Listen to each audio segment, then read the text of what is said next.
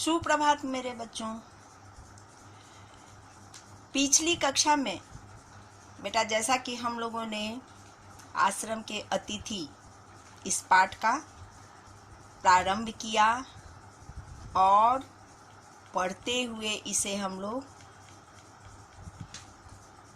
कुछ बाकी जो था उसे छोड़ दिए थे, जिसका आज हम लोग प्रारंभ करेंगे। आपको जैसा कि मैं बताई थी कि कहानी को पुनः आप लोग पढ़ लीजिएगा। पढ़े थे, मज़ा आया था पढ़ने में ना। ये राष्ट्रपिता गांधी जी को किस नाम से जानते हैं हम लोग? राष्ट्रपिता महात्मा गांधी, है ना। उन्हीं के जीवन का ये संस्मरण था।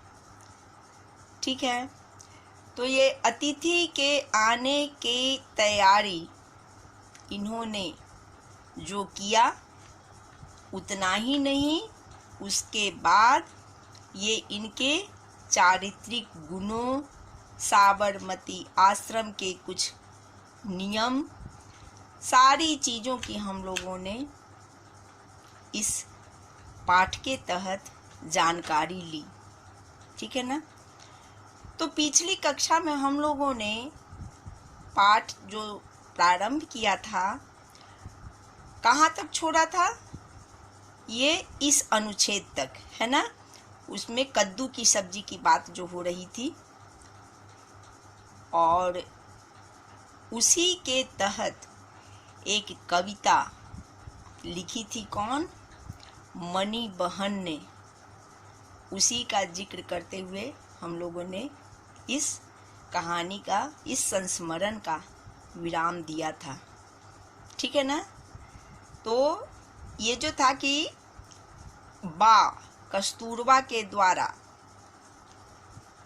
इसके किस तरह से उसमें बघार लगाना है, कैसे करके कद्दू को बनाया जाए जिससे कि कोई बीमारी किसी को न हो, इसी की चर्चा चल रही थी। मज़ा आ रहा था इस तरह से। अब उसी पर ये बात यहाँ तक थी कि कद्दू पर मणि बहन ने एक कविता लिखा था। चलिए प्रारंभ करते हैं। अगले दिन प्रार्थना सभा के बाद गांधी जी ने कहा, हमारे आश्रम में एक नए कवि पैदा हुए हैं, आज हमें उनको कविता सुनानी चाहिए, उनकी कविता सुननी चाहिए। इसके बाद गांधी जी ने नरहरि भाई की पत्नी मणि बहन से कद्दू के संबंध में लिखा, वह गीत गवाकर सुना। ठीक है ना। इसके बाद देखिए, गीत पूरा होने पर गांधी जी ने हंसते हुए कहा, अच्छा, तुम लोगों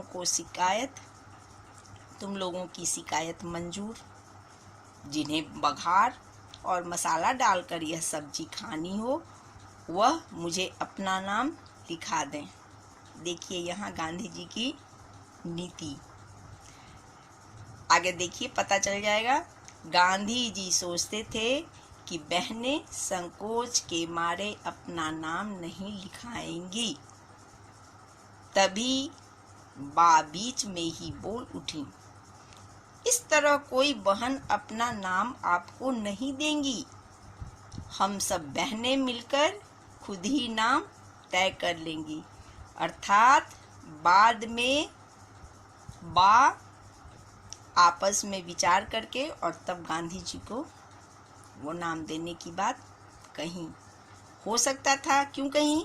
हो सकता था गांधी जी के सामने संकोच से, और इसी वजह से गांधी जी ने कहा भी था कि संकोच से हो सकता है कि बहनें अपना नाम नहीं दर्ज करवाएंगी।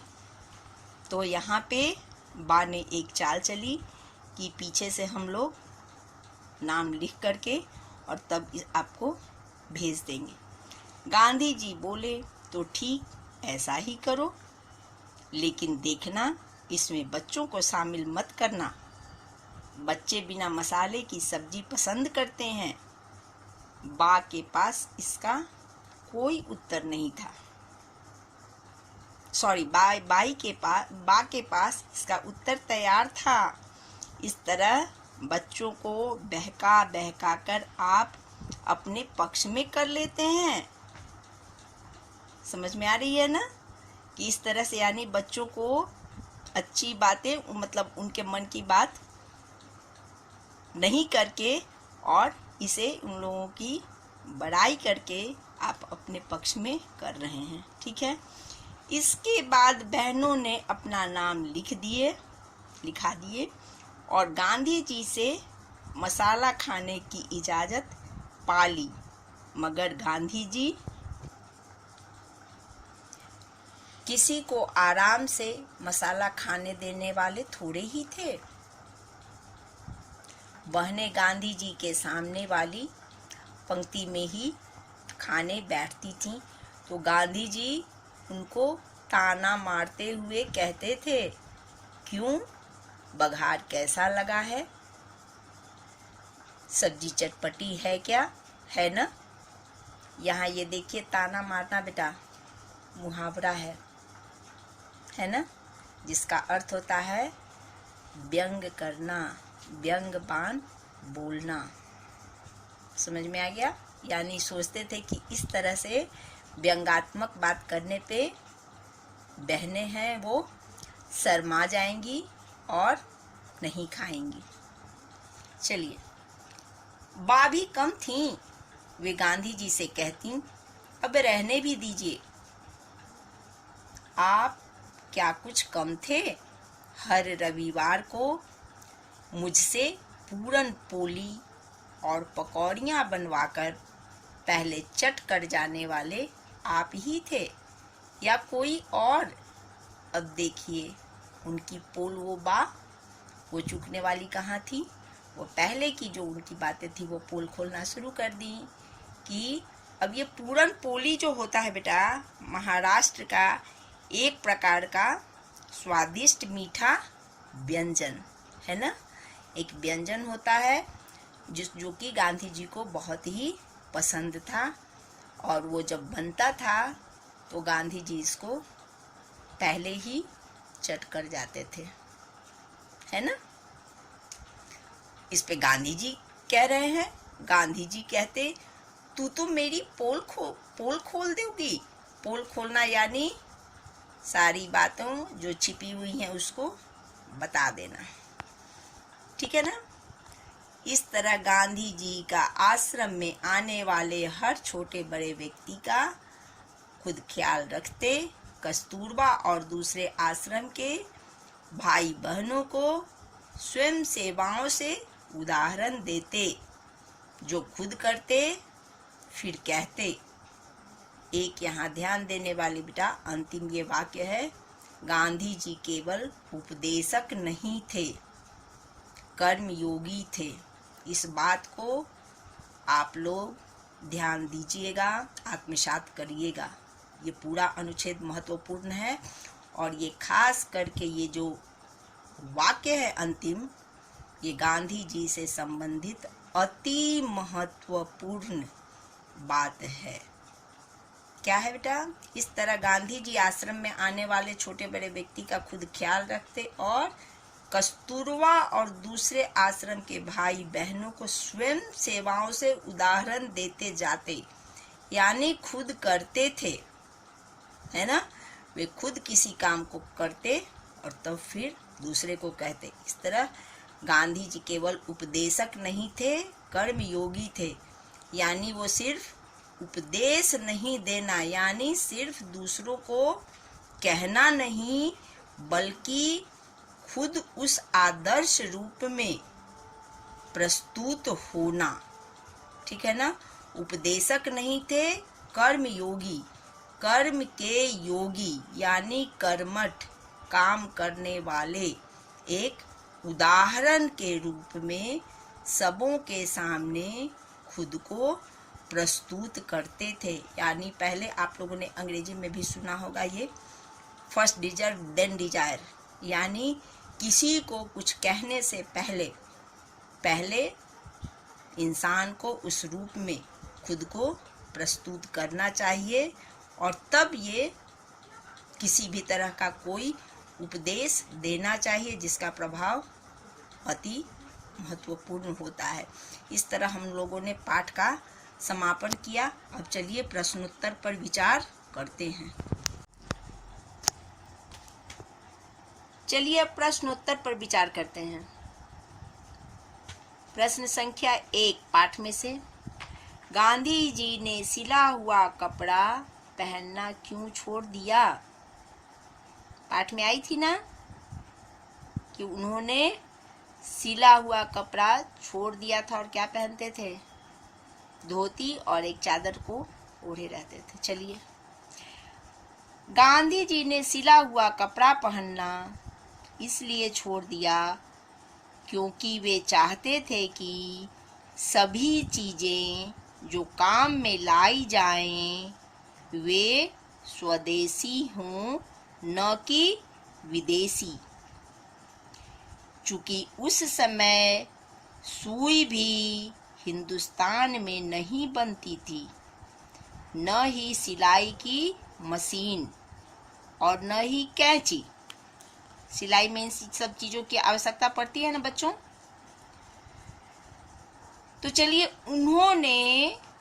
इसलिए उन्होंने पुराने ढंग की धोती और चादर, बिना सिला हुआ कपड़ा पहनना ही जीवन के अंतिम दशकों में अपना पहनावा बना लिया था। आप लोग कहीं भी गांधी जी की प्रतिमूर्ति देखते हैं, पिक्चर देखते हैं, तो यही पहनावा उनका दिखाई देता है। ध्यान दिया है ना? तो ये अक्षरशः सत्य है। क्वेश्चन नंबर 2, गांधी जी ने नौजवान को क्या समझाया? एक नौजवान आया था, जिक्र हुई थी ना, और उसका प्रश्न था भगवान से रिलेटेड। चलिए, ये बात इसमें आ ही जाएगी। गांधी जी ने नौजवान को यह समझाया कि, उद्धरण चिन्ह में उनकी उक्ति को, है ना, मनुष्य से प्रेम और सेवा बहुत अच्छी बातें हैं, पर मनुष्य ईश्वर का स्थान नहीं ले सकता। ईश्वर के बारे में अलग अलग समूहों में लोग अलग अलग तरह की कल्पनाएं करते हैं और उनमें अधूरापन आ जाता है। यानी जितने मुंह उतनी तरह की बातें, है ना? तो इसलिए उनमें अधूरापन आ जाता है। हर मनुष्य में ईश्वर है, यह मानना ही ईश्वर पर सच्चा विश्वास रखना है। प्रेम या अहिंसा में ही भगवान है। ये पूरा लिखने के बाद बेटा आप लोग उद्धरण चिन्ह को बंद कर दीजिएगा। दोहरा उद्धरण चिन्ह मालूम है ना? किसी की कही गई बातों को दोहरा उद्धरण चिन्ह यानी विशेष महत्व कर देने के लिए करते हैं। ठीक है, चलिए अब तीसरा प्रश्न, गांधी जी कागज का अपव्यय किस प्रकार रोकते थे? मैंने चर्चा किया था कि अपव्यय क्या होता है। व्यय खर्च करना, अपव्यय फिजूल खर्ची, जिसको कि आम बोलचाल की भाषा में हम क्या कहते हैं? बर्बादी, फिजूल खर्ची। ठीक है ना? तो अपव्यय, उसको किस प्रकार वो रोकते थे? बापूजी जो चिट्ठियां आती थी उनके लिफाफे, तार के कागज, चिट्ठियों के एक तरफ से कोरे कागज या बचे हुए कागज को भी संभाल कर काट कर रखते थे। वे सोचते थे कि कागज का अपव्यय नहीं करना चाहिए। ठीक है, अब चलिए ये प्रश्न संख्या 4 पर विचार करें, है ना? गांधी जी के लिए आत्मशुद्धि के लिए लेख लिखने का क्या कारण था? आत्मशुद्धि के लिए, आत्मशुद्धि की बात आई है ना, आत्मशुद्धि का पर लेख किसने लिखा था? गांधी जी ने लिखा था ना। तो आत्मशुद्धि के लिए लेख लिखने का गांधी जी का क्या कारण था?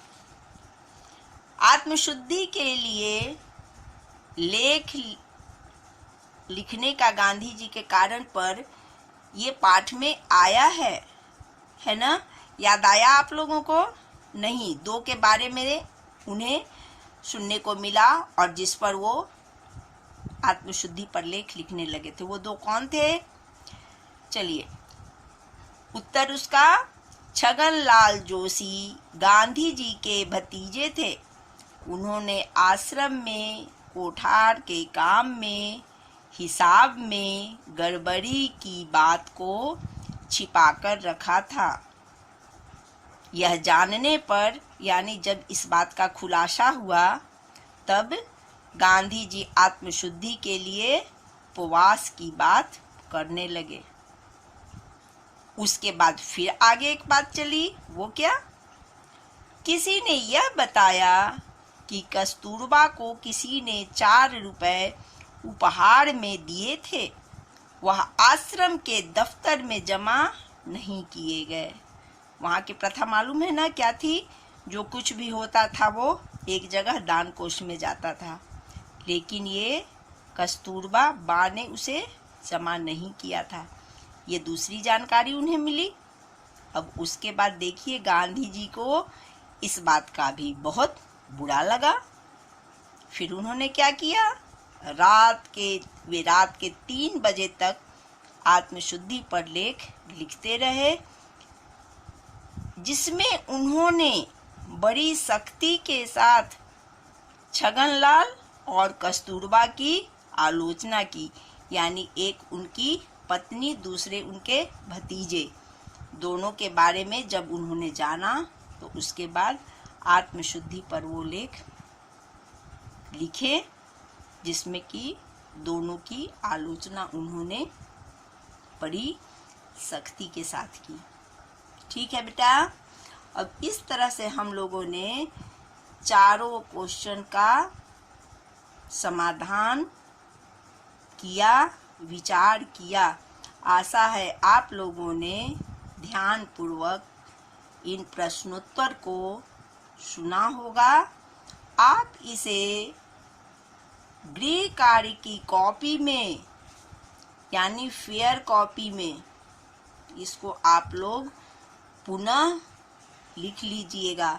वैसे बता दे रही हूँ गृह कार्य, लेकिन ये आप लोगों को मैं इस वीडियो के तहत भी बता दे रही हूँ कि आप लोग इसको फेयर कॉपी में, बार बार मैं इस चीज़ को कह रही हूँ कि इस समय का सदुपयोग आप लोग घर में रहकर, बहुत समय है, ऐसा नहीं समझिए कि समय है तो आराम करें और खुलने के बाद स्कूल करेंगे।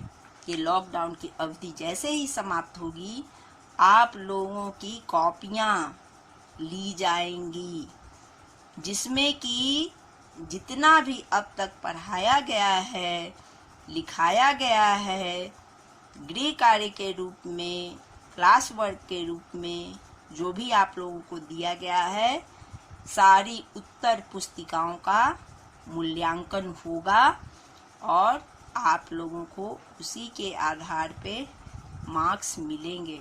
इसलिए बेटा, इस समय का पूरी तरह से सदुपयोग कीजिए। पढ़े आप लोगों ने ना, काल करे सो आज कर, इसलिए कल का दिन किसी ने नहीं देखा है और ये आप लोगों पर भी ये बोझ हो जाएगा। ठीक है, अब ये प्रश्न संख्या 5 और प्रश्न संख्या 6। प्रश्न संख्या 5 में है ये रिक्त स्थानों की पूर्ति, पाठ में से है। अभी तुरंत ये वीडियो क्लिप खत्म होने के बाद मैं आप लोगों से इससे संबंधित क्वेश्चन व्हाट्सएप पे ग्रुप में करूंगी और आप लोगों को इसका जवाब देना होगा। समझ में आ रहा है ना? और इसी तरह से प्रश्न संख्या 6 उचित उत्तर पर सही निशान लगाइए। उचित उत्तर यानी ये आपका वैकल्पिक प्रश्नोत्तर के रूप में दिया गया है ना। तो आशा है आप लोगों ने ध्यान से पूरी कहानी पढ़ी, समझी होगी और मेरे प्रश्नों का जवाब देने के लिए आप लोग अभी तुरंत ये वीडियो पे पुनः तैयार होंगे। ठीक है, टेस्ट मैं लूँगी दोनों ग्रुप में आप लोगों का, और फटाफट आप लोग जैसे मैं लेती हूँ और आप लोग जवाब दीजिएगा। धन्यवाद बच्चों।